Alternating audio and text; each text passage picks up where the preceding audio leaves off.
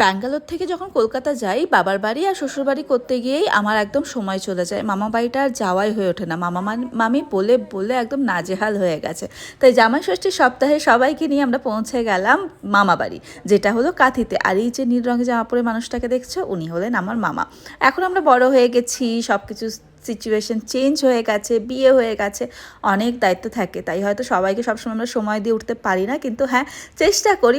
মামা বাড়ি ভারী মজা, সেই অনুভূতিটা একটু একটু মাঝে মাঝে নিতে খুব ভালো লাগে। তো মামা বাড়িতে গিয়ে প্রচুর আড্ডা মারলাম। আর এই হলেন আমার মামি।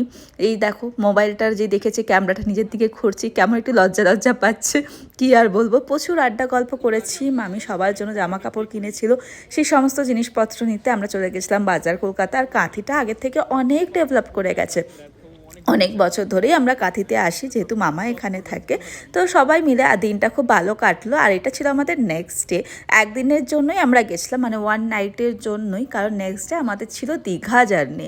তো এখান থেকে আমরা চলে যাব দীঘা, কাঁথি থেকে যেহেতু দীঘাটা পাশে।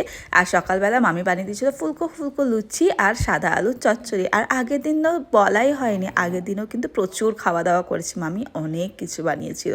আর তারপর মামা মামি সবাইকে প্রণাম করে দাদুর সাথে দেখা করে। দাদুরও তো বয়স হচ্ছে, যেটা মেইন আমার কনসার্ন ছিল দাদুর সাথে দেখা করাটাই।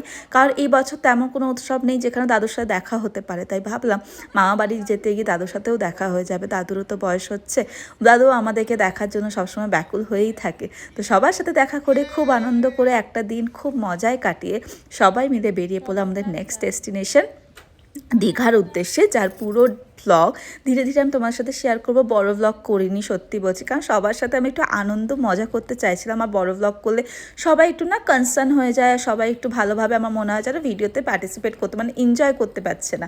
সেই কারণে ছোটো ছোটো ভিডিও নিয়েছিলাম আর একটু একটু করে তোমাদের সাথে ভয়েস ওভার দিয়ে শেয়ার করছি। আশা করি তোমাদের দেখতে ভালো লাগবে। আর এরকম ছোটোখাটো ভিডিও দেখতে প্লিজ আমার চ্যানেলটাকে সাবস্ক্রাইব করতে একদম ভুলো না। দেখা হচ্ছে নেক্সট ভিডিওতে।